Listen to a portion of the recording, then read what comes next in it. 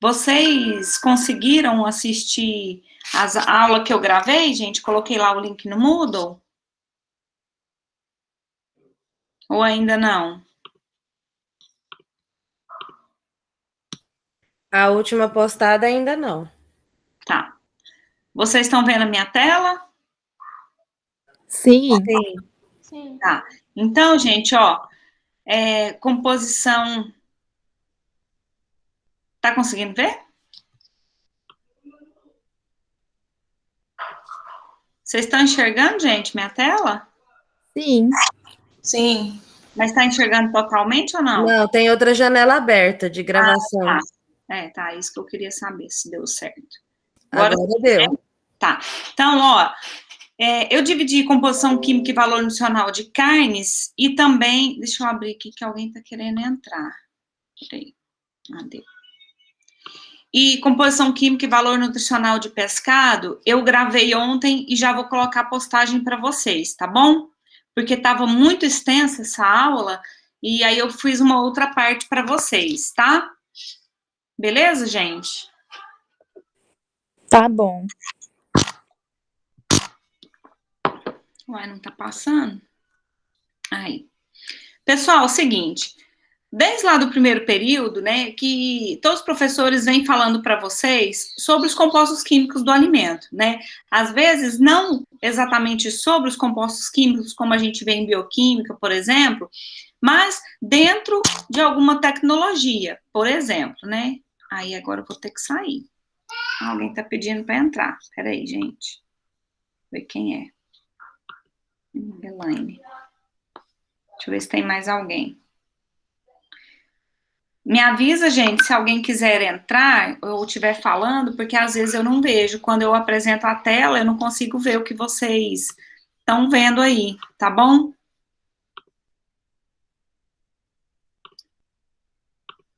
Gente, ó, qualquer dúvida pode me parar, tá? Então, quais são os compostos químicos básicos do alimento? Água, proteína, gordura, o que a gente chama de lipídios, né? Carboidratos, ou também chamado de açúcares totais, glicídios, vitaminas e minerais, tá? Vocês têm dúvidas sobre o que são cada um desses compostos, gente? Não. Vocês sabem o que são, né? Então, proteína formada por aminoácidos, né? A gordura formada por ácidos graxos mais o glicerol, e os carboidratos, né? Podendo ser mono, de triglicerídeos, né? Desculpa, gente, monossacarídeos, disacarídeos, misturei tudo, né? E polissacarídeos, né? Que são moléculas maiores, formadas por carbono, hidrogênio e oxigênio na molécula, né? E aí, muitas vezes, se ligando e formando moléculas maiores, tá? E vitaminas e minerais, né? Aí, cada uma com uma estrutura e uma função diferente. Vamos ver aqui, gente. O animal, deixa eu voltar aqui só um pouquinho. Quando a gente fala de carnes, de pescado também, né, a gente tem que lembrar que todo e qualquer alimento são constituídos por esses, vamos colocar assim, né, 5, né, compostos químicos, mais a água, que também faz parte da composição, né, então muitos autores colocam a água em separado, tá, eu coloquei junto aqui porque a gente está vendo de forma geral, né, então, as carnes não vai ser diferente, tá? Logicamente que tem compostos que vão variar muito de alimento para alimento.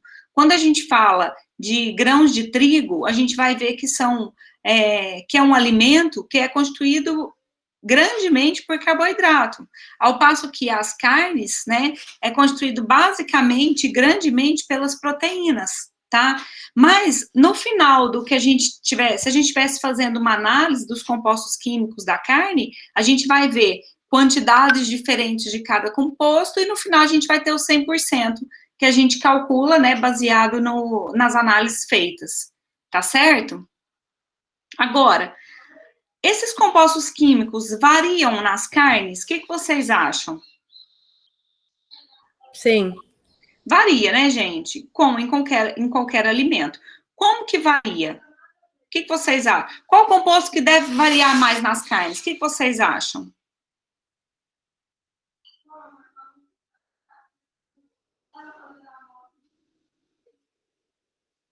que vocês acham? Dentro desses compostos, qual é o que mais varia? A gordura.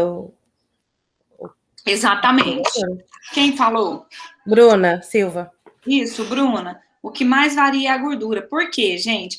Porque depende muito desses fatores aqui, ó, tá? Não é que a gordura é o único. Eu disse que é a que mais varia, tá? Então, vamos ver aqui. Quais são as variáveis que influenciam na composição das carnes? Em qual composição? Na composição química das carnes, baseado naqueles compostos químicos que a gente já viu, tá? Então, primeiro aqui, ó, a espécie animal. Como a espécie varia, gente? Olha, veja bem. Então, a gente tem uma carne bovina, uma carne de frango, um filé de pescado, né, de peixe, e sei lá, um lombo suíno, tá? Vamos olhar para cada corte. Tem diferença? Lógico. Tem diferença, não tem, gente? Então, qual que é a diferença que a gente consegue perceber? A gente consegue perceber diferença em relação à cor, ao odor, a gente percebe diferente ao sabor, a gente percebe a diferença, né? Então, olhando, estou dizendo, né? Na quantidade de carne, na quantidade de gordura, né? Isso fazendo uma avaliação visual, tá? Baseado, então, naquilo que a gente conhece de atributos sensoriais que já foram identificados pelo nosso organismo, né? Pela nossa experiência sensorial, tá? Então, se varia tudo isso, olhando, né, e a gente fazendo essa avaliação, é porque também os compostos químicos estão diferentes, né? Então, se eu já enxergo, como foi falado aí, se a quantidade de gordura varia, é porque, com certeza, a composição química está variando. Então, sim, a composição química varia de espécie animal para espécie animal. E algo que não está aqui nesses pontinhos, né, nesses itens, mas que varia muito também, é a composição anatômica. Então, veja, dentro de uma carcaça, numa mesma carcaça de um mesmo animal, anatômica, a gente também vê diferença. Então, vamos pegar aí uma carcaça bovina, tá? Então, a gente tem diferentes cortes, filé mignon, acém, costela, músculo, picanha, maminha, patinho, peixinho, fraldinha. Bom, são vários, né? Eu peguei o bovino que a gente tem mais, que a gente consegue visualizar melhor. Mas podemos dar como exemplo também a carcaça de frango. Então, a gente pega o filé de peito, a coxa, a asa, né? Gente, olhando num mesmo animal, tem diferença os cortes? Tem. Então, a composição química desses cortes também são diferentes. Por quê? Porque é influenciado, pessoal, para o que serve para o animal vivo esse corte, né? É a mesma coisa se a gente fez analogia ao ser humano.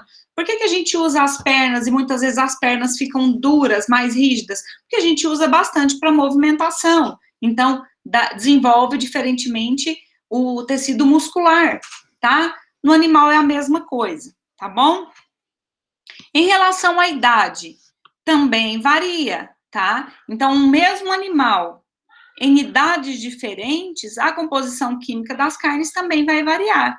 E aí, mais uma vez, lembrando que o que mais vai variar, principalmente, é a gordura, tá? E por que isso, gente? Porque um animal mais velho tende a acumular mais gordura na carcaça, tá?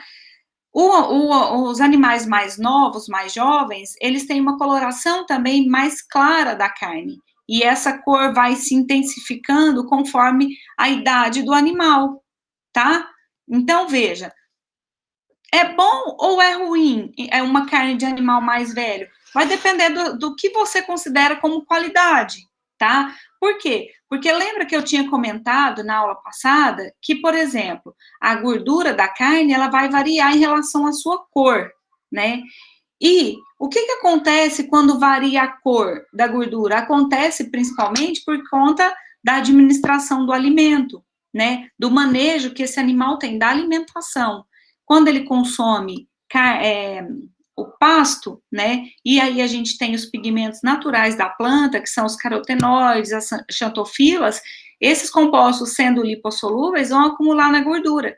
Então, gordura de animal mais velho tende a ser mais amarelada, sim, tá? Não quer dizer que de um animal jovem tem que ser obrigatoriamente clara, tá? Mas é uma forma de identificar, tá bom?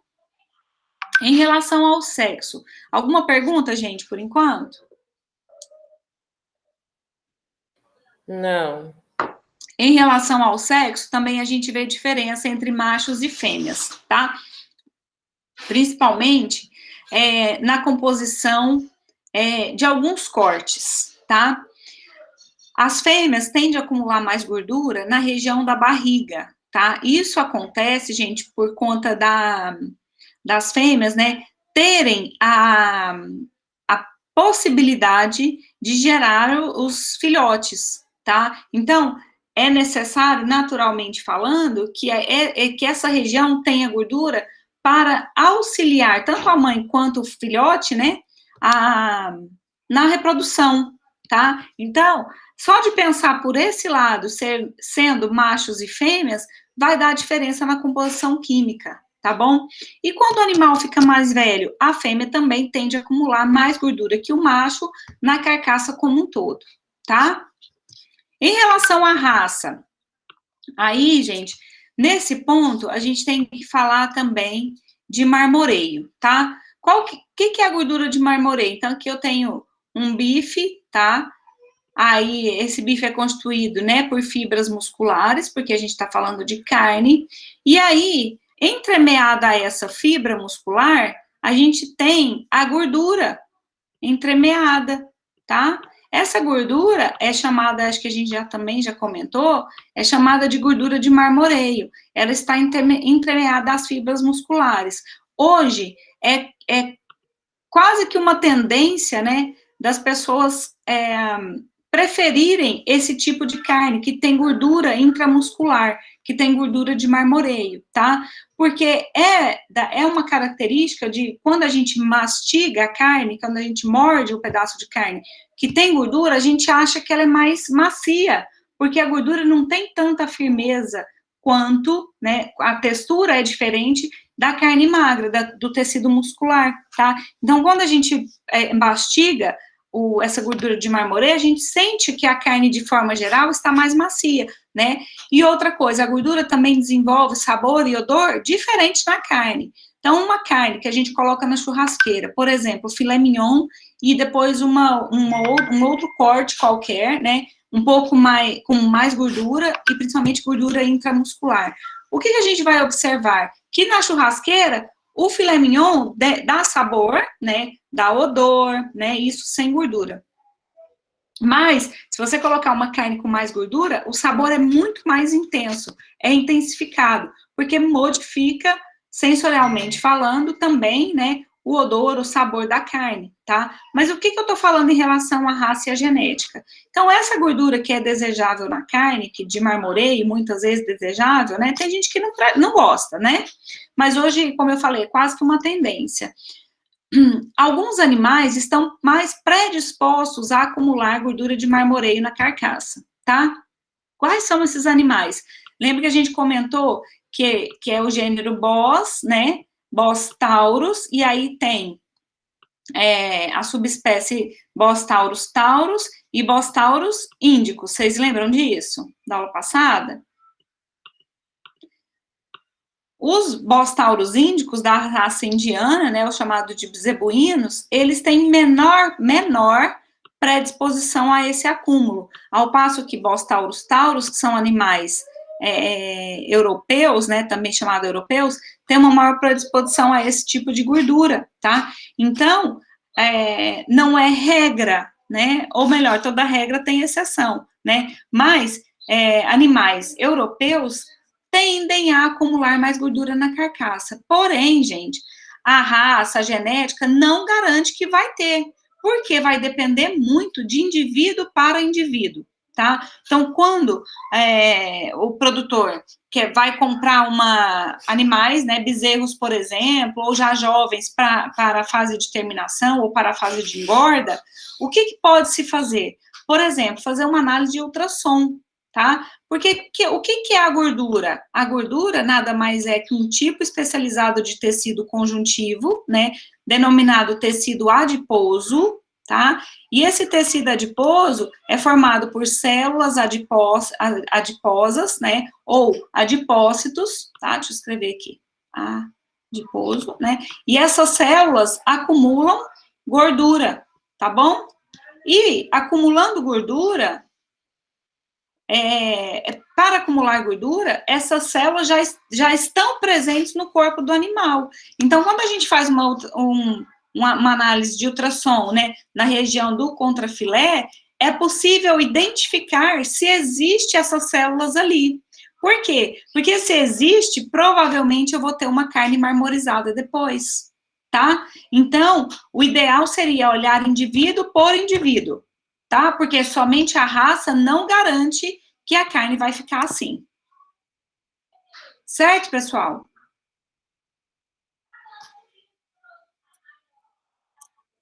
Certo. Tá. Então, gente, olha, a próxima variável que influencia o manejo, né, juntamente com a alimentação. Logicamente, se tiver animais de mesma raça, mesma idade, mesmo sexo, tá? Com genéticas parecidas ou iguais, se a gente administrar alimentos de maneiras diferentes para esse mesmo animal, nós vamos ter composições químicas diferentes na carcaça, certo? Quem variando mais? A gordura sempre, tá? Agora, veja bem, gente, uma coisa. Olha o que eu falei. Se a gente tiver tudo igual num animal e modificar o manejo, nós vamos ter composição química diferente. Veja, a gente não consegue falar, na verdade, de um fator só, variando na composição química.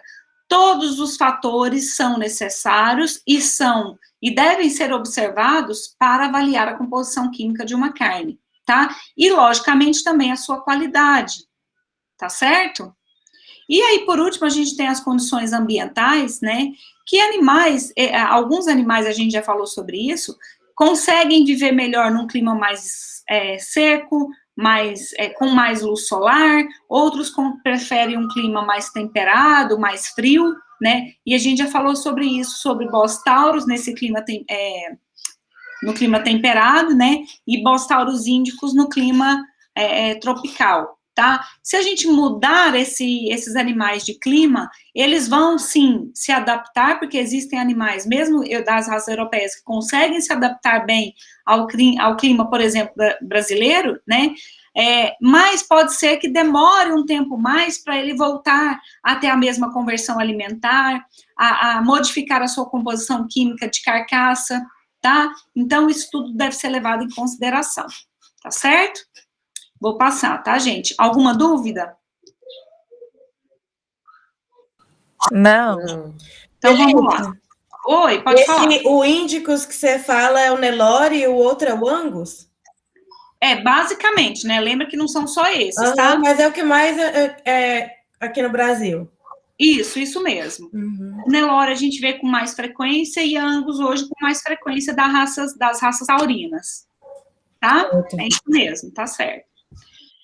Gente, olha, no RISPOA, que a gente já viu também qual é a definição, né, o Regulamento de Inspeção Industrial e Sanitária de Produtos de Origem Animal, dá uma definição de carne, tá? Então, ele chama assim, ó, carne de açougue. Por que de açougue, gente? Porque a carne que deve ser vendida para o mercado, ela deve ter sido abatida, né, sobre qualquer um dos tipos de inspeção veterinária, seja municipal, estadual, federal, ou ainda carne para exportação, tá? Aí exige um selo especial de exportação. Pode ser para o Mercosul, União Europeia, Estados Unidos, cada um vai ter uma forma diferente de avaliar, né, essa inspeção para que haja o comércio, tá? Mas, o que significa carne de açougue, então? São massas musculares maturadas, veja bem, gente, por que esse termo tá entre aspas? Massas musculares, então, é o tecido muscular, tá? Já falo da maturada, é o tecido muscular, então, que após a conversão do músculo em carne, tá? Ele pode ser, então, é a massa muscular, é o músculo do animal vivo, a gente costuma chamar de músculo, depois que o animal foi abatido, a gente chama de carne, ou esse tecido muscular, tá? É exatamente essa razão de falar que são massas musculares maturadas, tá? No animal vivo, então, músculo, ele passa por transformações bioquímicas e estruturais para se tornar carne, a gente chama de conversão do músculo em carne, tá? E passa pelo que a gente chama de rigor mortis, a gente vai ver isso mais para frente, tá? O rigor mortis é basicamente a ação, né, quando a gente verifica a queda do pH e a ação de enzimas proteolíticas, quer dizer, que quebra a gordura, transformando o músculo em carne, tá? Por isso, massa muscular maturada e demais tecidos que a acompanham. Quais tecidos? O tecido conjuntivo. Como exemplo, a gente tem o tecido adiposo, que é um tecido conjuntivo, né, especializado em acumular gordura, tá? Então, mais uma vez, massas musculares maturadas e demais tecidos que a acompanham, incluindo ou não a base óssea correspondente. Então, tem alguns cortes que têm base óssea, outras não, né? Que tem osso, outros não, procedentes de animais abatidos sob inspeção veterinária. Bom, alguma dúvida, gente? Pode passar? Gente, para a gente falar dos compostos químicos da carne, eu coloquei aqui assim, ó, um resuminho, né? Aqui a gente já falou, ó, principal variável da composição química é a gordura, tá? A composição química básica da carne é igual para qualquer outro alimento. O que muda? A quantidade de cada um dos compostos. Também já vimos isso, tá? Aqui é um resumo. A composição dos diferentes cortes também é variável, nós já vimos isso, tá? Qual que é a maior contribuição na dieta em relação às carnes? É em relação às suas proteínas, quer dizer, a gente considera a carne um alimento proteico, né? Por quê, gente? Porque tem grande quantidade e as suas proteínas, e a sua proteína tem qualidade, tá? Essa qualidade da proteína, ela está relacionada à quantidade que a gente tem, principalmente na carne bovina, dos aminoácidos que são denominados essenciais, tá? Quais são os aminoácidos essenciais? São esses aí, ó, fenilalanina, valina, triptofano, treonina, metionina, leucina, isoleucina, lisina e histidina. Eles são essenciais para quem? Para o ser humano. Por que eles são essenciais? Porque o nosso organismo não produz. Sendo assim, nós precisamos adquirir esses aminoácidos de fontes externas, né? No caso do alimento, tá? Então, a gente considera as proteínas da carne de alto valor biológico, tá? Por que é de alto valor biológico? Por conta da quantidade e da qualidade de suas proteínas, esmiuçando da qualidade e da quantidade de seus aminoácidos essenciais, tá certo? Então, isso é importante a gente lembrar, tá?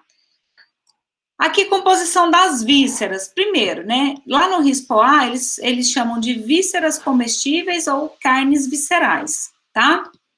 Então, o RISPO-A explica que o que são vísceras? São os órgãos, né, o coração, pulmão, fígado, rins, encéfalo, timo, que é uma glândula que fica mais ou menos na região do externo, né, mocotó, língua e, no caso de aves, a moela, tá? Comercialmente falando, os animais, os ruminantes, eles têm o estômago compartimentado em 4 partes, tá? Aqui, gente, esse desenho é só para a gente fazer de forma didática, tá? Mas não é exatamente assim, logicamente. Então, a gente tem o rumen, tá? O retículo, é tudo estômago isso aqui. Retículo, omaso e abomaso, tá? O abomaso, ele não é comestível, então, comercialmente falando, ele não vai para o mercado, tá bom? Mas o rumen, o retículo e o omaso, eles também são comestíveis e entra aqui como carne visceral, tá? Então, esses aqui são o que a gente chama de vísceras comestíveis. Geralmente, né, isso aqui é de maneira geral, tá, gente? É uma generalidade. Geralmente, então, as vísceras contêm elevado teor de água e baixo teor de gordura, tá? Com exceção do pâncreas, timo e língua, que pode ter uma quantidade maior.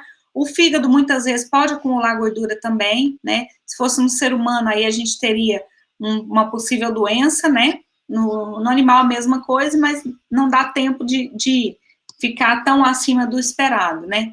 Alto conteúdo proteico, né? Igual às carnes, com exceção do encéfalo, da região do cérebro, tá?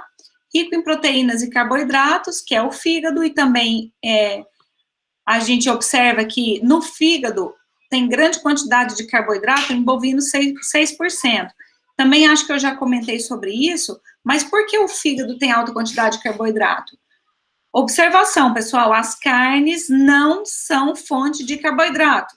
Por que não são? Porque, gente, o carboidrato, né, de onde que vem o carboidrato para a carcaça, para o animal, né, primeiro? Vem do alimento que ele consome, tá? Esse carboidrato, se ele estiver rapidamente disponível na forma de glicose, essa glicose vai ser quebrada e forma ATP, adenosina trifosfato, tá? Para que serve a adenosina trifosfato? Para o músculo, serve para auxiliar a contração e o relaxamento muscular, tá?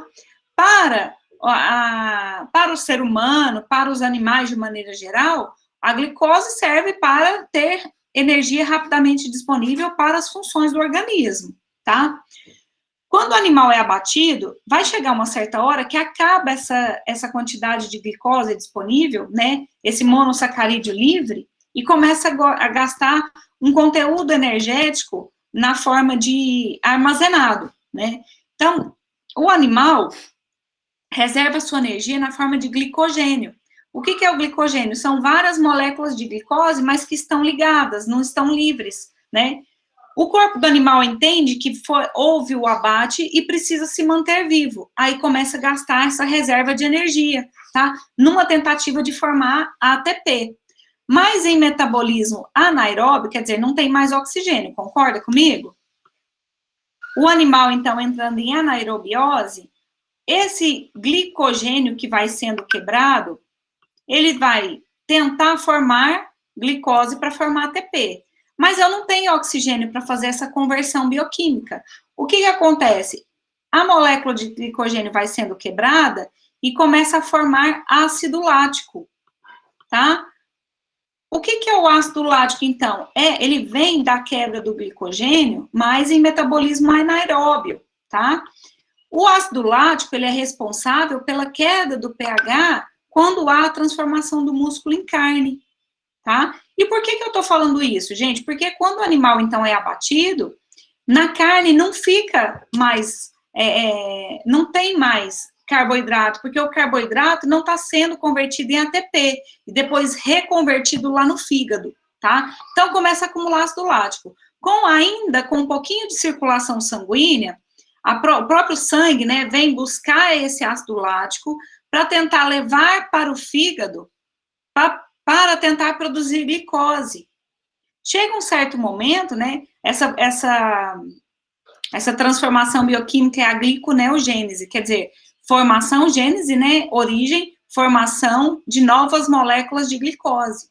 Mas chega uma certa hora que, então, o animal já não respira mais, já não tem mais circulação sanguínea, acumula um pouquinho dessas glicoses, né, que foram formadas no fígado, por isso que é onde a gente encontra em torno de 6% ainda após o abate, tá? É muito pouquinho de carboidrato. E lá no fígado é onde a gente encontra. No tecido muscular, há somente traços de carboidrato, tá? Deu para entender, pessoal? Deu sim. Sim. Tá. Beleza, a gente vai falar disso aqui tudo de novo, tá, gente? Mais para frente. Aqui só para explicar por que tem carboidrato no fígado. E tem alto conteúdo de cinzas também, né? De cinzas, então, a gente sabe que são sais minerais, né? Os chamados também de resíduo mineral fixo, no fígado, no encéfalo, baço e rins, ok? Vamos passar para os compostos químicos agora na carne. A gente tem primeiro aqui o composto químico, que é a água, tá? Deixa eu ver que horas são, 11 horas. Vamos lá.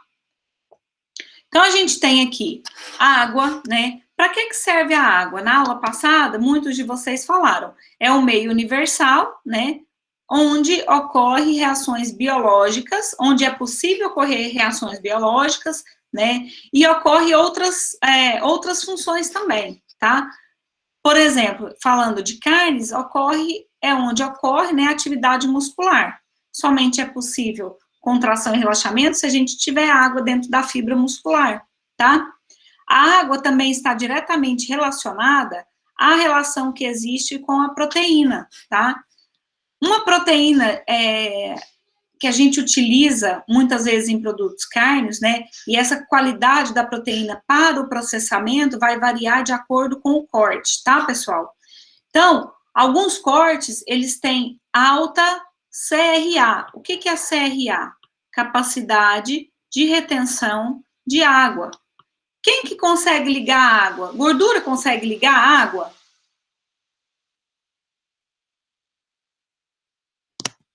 A gordura liga a água? Acabou minha água.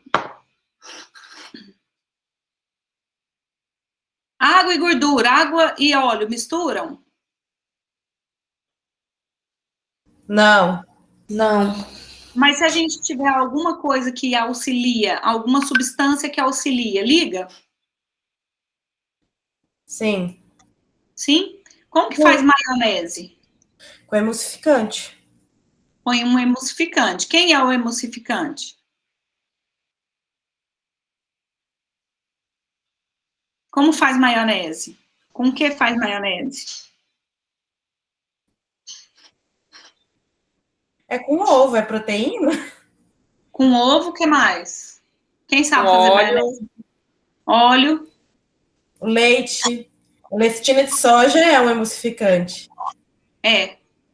Então, gente, olha, para ligar água com gordura, a gente tem que ter uma substância, nesse caso é uma proteína, né? O que a proteína faz? Ela auxilia na formação de uma micela, porque ela faz essa função de emulsão para formar a emulsão, tá? Para as carnes, gente, essa proteína é extremamente importante, porque a gente faz emulsão cárnea também, tá? Por exemplo, para formar mortadela, para fazer salsicha, a gente precisa de formação de micela através da ligação da água com a gordura, através da ação da proteína, tá? E quanto essa proteína segura a água, é muito interessante. Então, quanto mais ela segura, melhor para alguns produtos cárneos. Por quê, gente?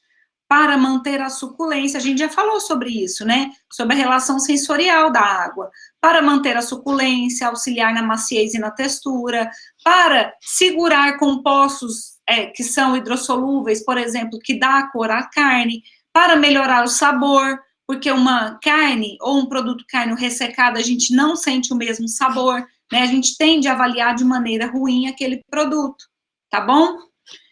Então, a carne vermelha magra tem em torno de 75% de água, tá? Como a gente já falou, gente, as carnes são altamente perecíveis devido ao seu pH e também à sua atividade de água, né? Que fica em torno de 0,98 e não tem unidade. Lembrando que sempre perto de 1 é mais perecível, porque tem mais água, tanto água livre quanto água ligada naquele produto, naquele alimento, tá?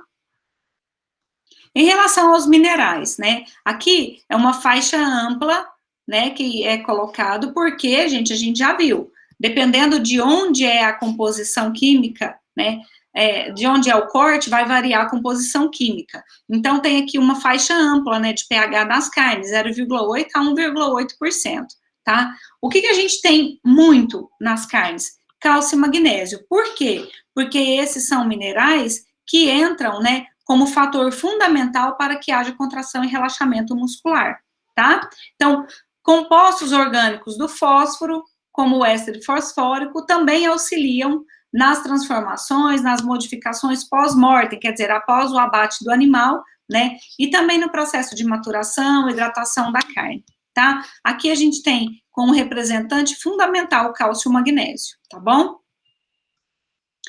Em relação, gente, olha, bom, a quantidade já foi falada, né? A carne tem uma importância enorme em vários minerais. Eu falei para vocês sobre o cálcio e o magnésio, mas a gente tem aqui, ó, em grande quantidade, fósforo e potássio, né?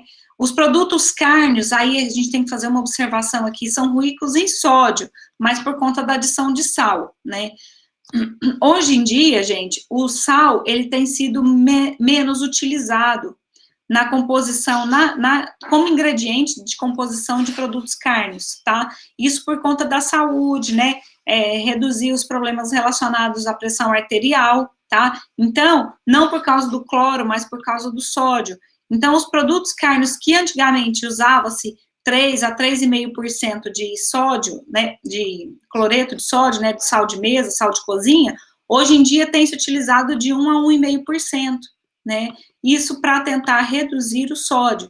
E aí existem alguns produtos, né, alguns outros aditivos que podem ser adicionados para exaltar o sabor do sal do produto, mesmo que ele esteja em menor quantidade, tá? Existe também zinco e ferro, tá? Que estão mais biodisponíveis que alimentos vegetais, por exemplo, tá? O ferro, por quê? Porque lá, a gente já falou sobre isso também, né? A mioglobina, que é o pigmento do sangue, ela tem ferro na sua molécula, por isso a cor vermelha da carne, né? E o zinco também, que tem funções para o ser humano muito específicas, por exemplo, na redução de estresse, né? Redução de ansiedade do ser humano. A gente até vê alguns hoje, né, algumas vitaminas C sendo vendida aquela efervescente, tal composto mais zinco. Por quê? Exatamente para tentar reduzir esse estresse, né, e melhorar as condições fisiológicas do ser humano. E aí o cálcio e o magnésio, porque entra, e o fósforo, porque entra na contração e relaxamento muscular, tá? Aqui a gente tem uma média, tá, gente, de ferro, de minerais, desculpa, de uma carne, né? Alguns, pelo ser humano, são exigidos em maior, outros em menor quantidade. Aqui tem uma média, tá? Só por curiosidade, de quanto é possível encontrar, né?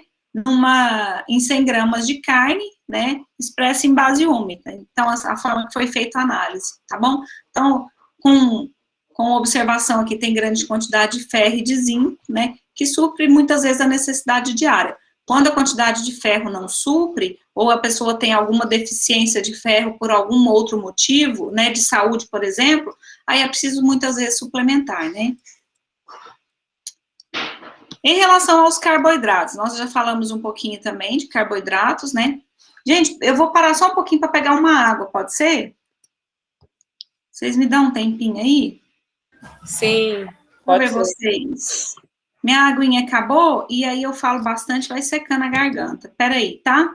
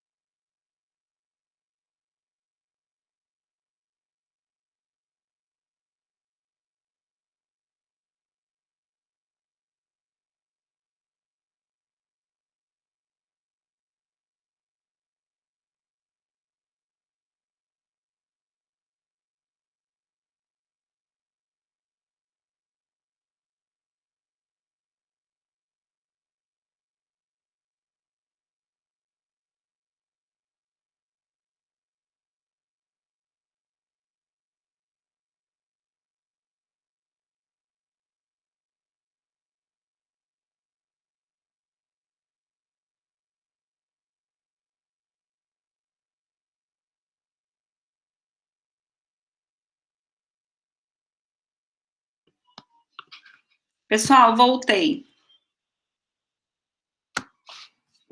Vamos continuar, tá? Estão vendo aí minha tela, gente? Sim. Então tá. Tô achando que vocês estão participando pouco. Vamos embora, gente. Tá chegando a hora do almoço. Vamos entender sobre as carnes. Pessoal, carboidratos. O carboidrato, então, a gente já viu um pouquinho, né? Ele participa, quando o animal, né? No animal vivo, ele participa do metabolismo energético. Quer dizer, transformando o que é carboidrato, molécula simples ou não, em ATP, em energia para o animal desenvolver suas funções normais, né? Para o seu metabolismo, tá bom? Ele é escasso em animais recém-abatidos, mas ele é extremamente importante, pessoal, quando a gente pega esse corte cárneo e leva para fazer um tratamento térmico, né? Mesmo que em pequena quantidade no músculo, né,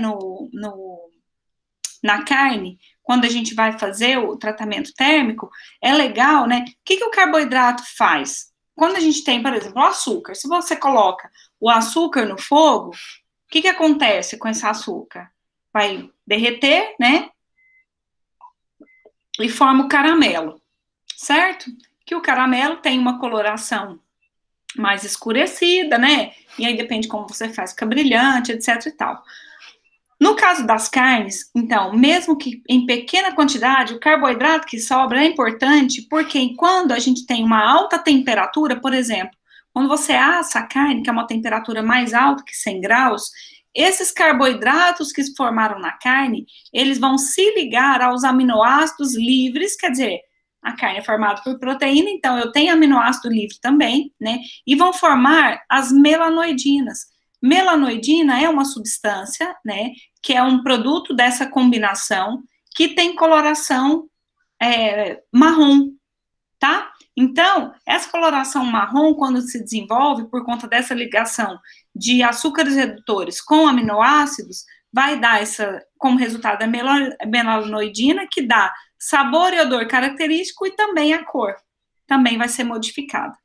Beleza, gente? Não escutei, ninguém fala comigo. Beleza, professora. Ah, então tá. Em relação às vitaminas, pessoal, a gente tem as vitaminas lipossolúveis e as hidrossolúveis, né? Cada uma com a sua importância, cada corte com uma quantidade diferente, cada espécie animal com uma quantidade diferente, tá? Mas é importante dizer que, de forma geral, as carnes, ela possui tanto as lipossolúveis, que são todas elas aqui, né? A, D, E e K, e também as hidrossolúveis, complexo B e vitamina C. Uma observação, a vitamina C, em alta temperatura, ela fica menos biodisponível para o nosso organismo, tá? Então, assim, apesar das carnes ter grande quantidade de vitamina C, quando entra em contato com o calor, ela torna-se menos disponível para nós, tá? Por isso que, muitas vezes, a vitamina C, ela deve ser suplementada para as pessoas, tá bom? As vitaminas, então, que a gente consegue enxergar, né, quando faz uma análise na carne, principalmente aquelas do grupo B, do complexo B, né, aqui tem alguns exemplos, B1, B2, B6, B12, em grande quantidade, tá? Também as vitaminas A e D, e também entra essas quantidades de vitamina, tanto as hidrossolúveis quanto as lipossolúveis, também nas carnes viscerais, tá? A carne suína é importante fonte de vitamina B1, né? Após o cozimento, há perda da disponibilidade dessas vitaminas, tá? Então, perde, aqui é uma média, né, gente? Da vitamina A perde até 10%, da B1 30%, B2 25%, e olha, da vitamina C bem maior, né? Até 40% de indisponibilidade biológica para nosso consumo, né? E é importante dizer que quanto menos contato com agentes oxidantes, mais vai ficar, né, disponível a vitamina, tá? Muitos alimentos, então, são embalados não em plástico tão transparente, né? O consumidor, por um lado, quer ver o produto. Por outro lado, se se esse plástico não tiver barreira à luminosidade, vai escurecer muito a carne, porque é um fator oxidante, tá? Então, deve ser observado também durante o armazenamento refrigerado, tá? Aqui, como eu tinha colocado lá de minerais, aqui tem, só também por curiosidade, algumas quantidades, né? Tanto em carne quanto em vísceras, em 100 gramas de análise feita em produto, né? Em carne e víscera, a quantidade que a gente pode encontrar, tá? E verifica, né, quando a mãe fala assim, come fígado, né, porque fígado é uma importante fonte de vitaminas, de ferro, e é verdade, tá? Então, por isso que tem bastante aí o fígado sendo colocado. Alguma dúvida, pessoal?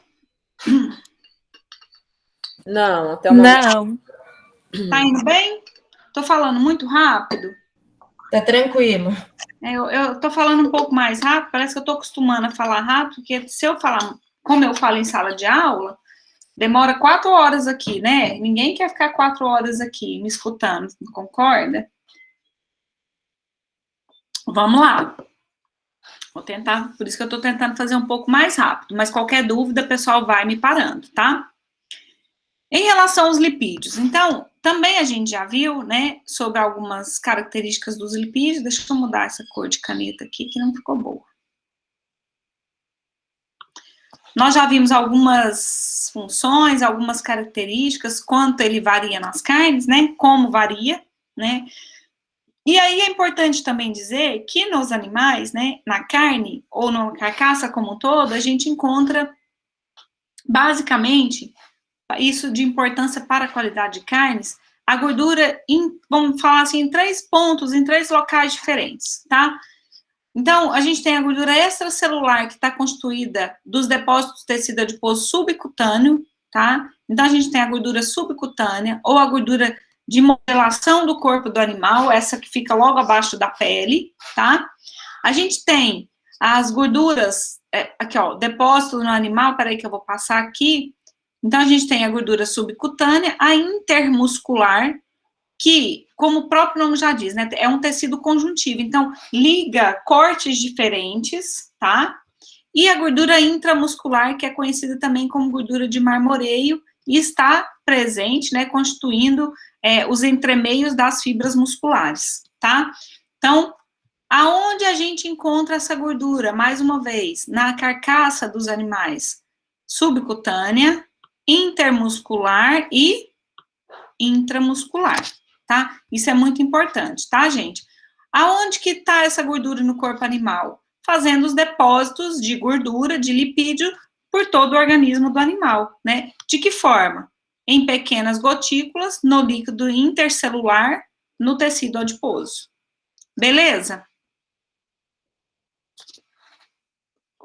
O que é a gordura? A gente já falou, mas então, é uma molécula de glicerol com até 3 ácidos graxos na sua molécula, ligado a esse glicerol, né? Quando a gente tem um ácido graxo, né, seja, gente, saturado ou insaturado, tá? Logicamente que nós preferimos, e pela nossa saúde, é importante que tenha ácidos graxos insaturados, né? É possível aumentar o número de ácidos graxos na carne, juntamente com a carne, pela alimentação do animal, pelo manejo, tá?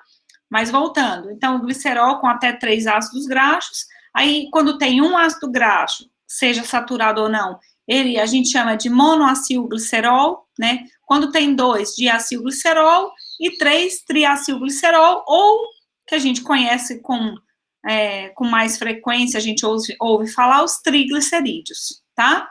Outros constituintes, juntamente com formando a gordura da carne, a gente pode ter os fosfolipídios, os esteróis, né, e os hormônios do animal, né, ligado, né, um lipídio composto ligado a uma proteína, por exemplo, né, os ácidos graxos livres e também ligado com a água, aí vai depender muito se tem uma proteína fazendo essa ponte, né, formando uma micela, tá bom? Os lipídios têm importância na dieta? Tem importância porque é fonte de energia, né? Aí a gente tem que lembrar, então, como eu já falei, dos ácidos graxos saturados e insaturados, tá? Também já foi falado. Tem dúvida, gente, disso aqui? Não, tá tudo ok. Tá. Quem falou? Elaine. Tá. Aí, gente, então, exemplos de ácidos graxos saturados que a gente encontra nas carnes: palmítico esteárico, insaturado oleico, né? Tem como ter insaturado da família do ômega, né? Ômega 3, ômega 6, ômega 9? Tem como. Mais uma vez, pela alimentação do animal, a gente consegue aumentar a quantidade de ácidos graxos insaturados das carnes, dos peixes, etc. Tá? No pescado, a fonte é maior, né? A fonte desses ácidos graxos insaturados, naturalmente, é maior, tá? Então, olha, onde mais a gente consegue, além da extracelular, da subcutânea, da intermuscular e intramuscular, onde mais a gente tem gordura? Então, a gente tem, né, o que eu falei, né, a gordura que modela o corpo, né, subcutânea ou externa. Aí tem, como exemplos, a gordura dorsal, sacral, caudal e external. Gorduras cavitárias, viscerais ou internas, a gordura pélvica, gordura perineal e torácica. Gordura inguinal, gordura de capa dura escrotal, na região das partes de reprodução, né? Gordura mediastínica, que é a gordura dos pulmões, e mesentérica do intestino, tá? Então, o corpo do animal como um todo tem gordura porque é importante, né? Por que a gordura é importante? Porque a gordura forma barreira de proteção para o animal contra agentes externos, faz uma camada de proteção para os peixes de água fria, mantém a temperatura corporal, né? Então, são várias funções. Além disso, carrega, né? Carreia as vitaminas lipossolúveis, é produzido os hormônios, tá? Então, são várias funções. Na carcaça, gente, eu coloquei isso aqui como curiosidade, tá? Isso aqui a gente já viu as quantidades que foi variando, por exemplo, né, eu dei um exemplo bem claro na parte de suínos, né, onde a composição de gordura mudou-se muito a partir da evolução do animal, né. Então, isso aqui é só para a gente ter uma ideia, o que alguns autores colocam, né. Veja aqui que a faixa, né, a proporção de gordura é muito grande, né, isso vai variar muito, a quantidade de gordura varia muito do manejo desse animal, de como você quer, quanto de peso, quanto de gordura vai ter, né, em relação com a carne magra no corpo do animal. Então, isso aqui varia muito, tá? Então, aqui é só para ter uma ideia, tá? É uma curiosidade mesmo.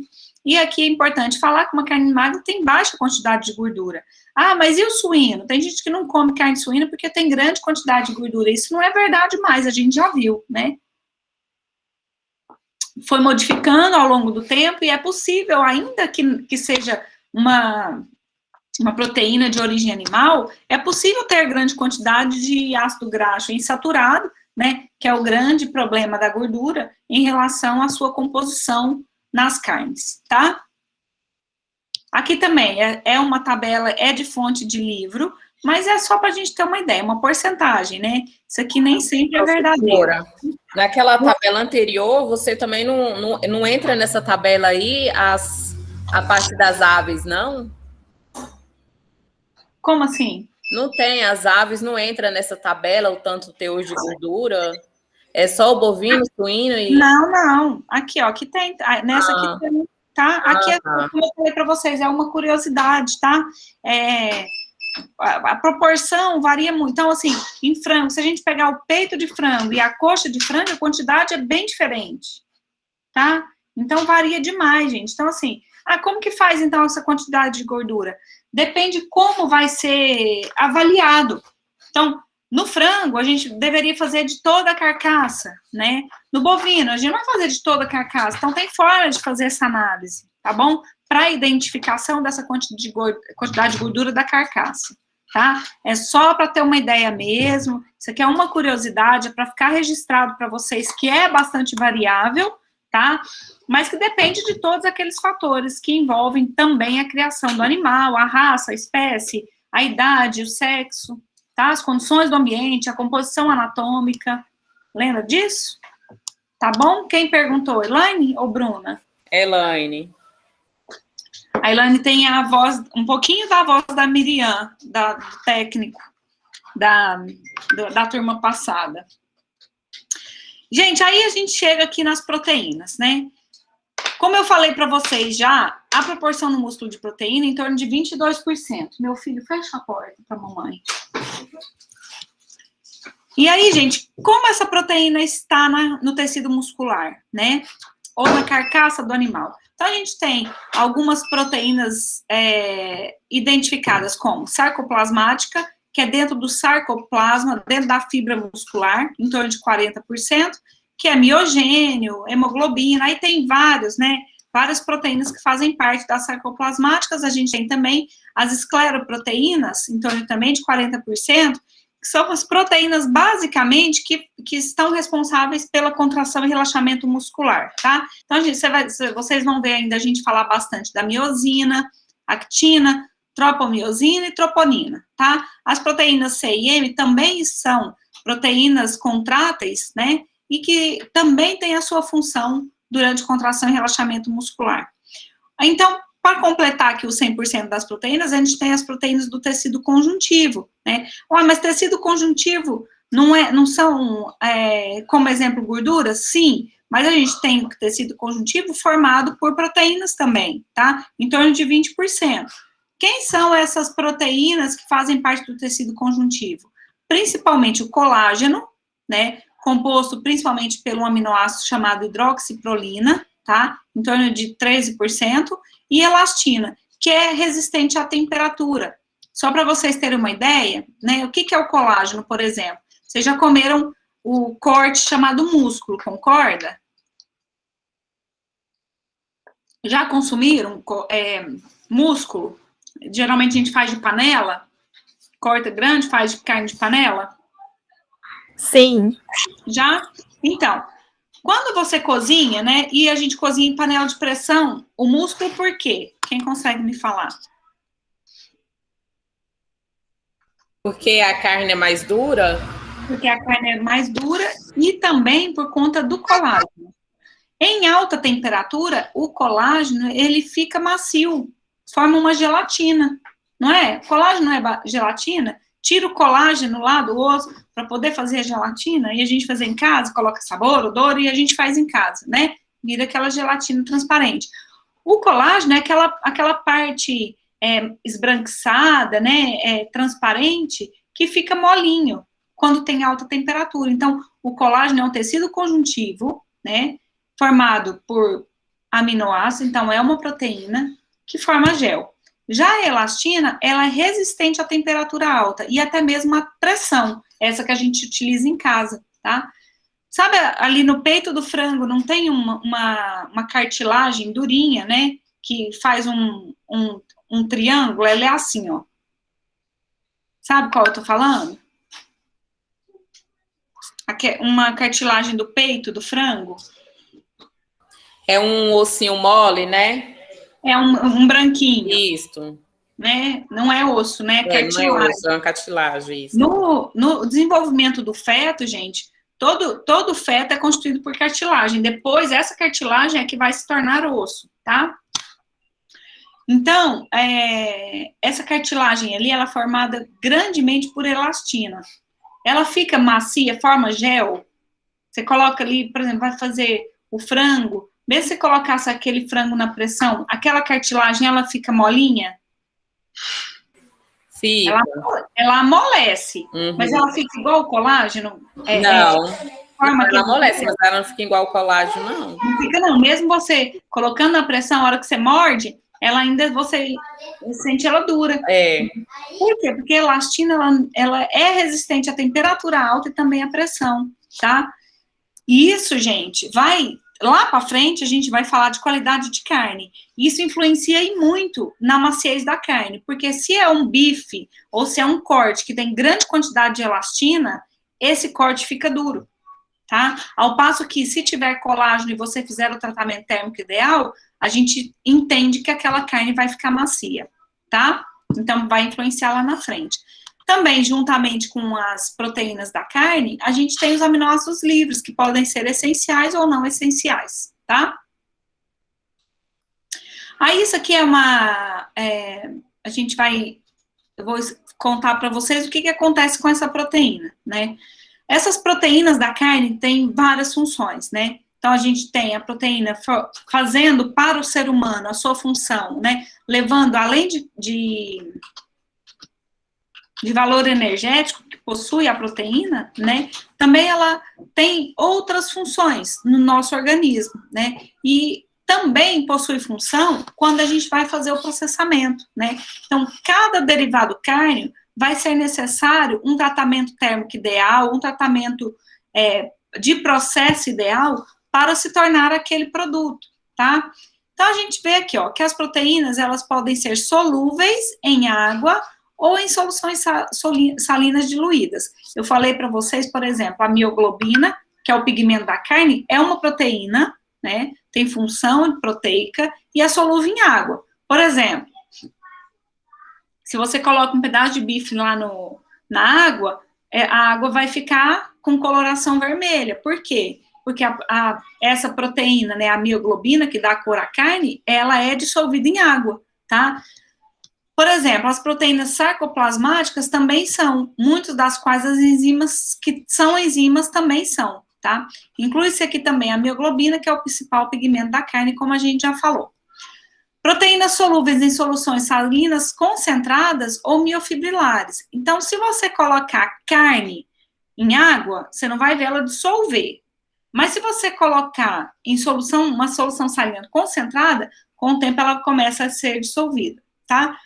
Exemplo aqui, actina, miosina e actomiosina, que são as proteínas da concentração muscular, tá?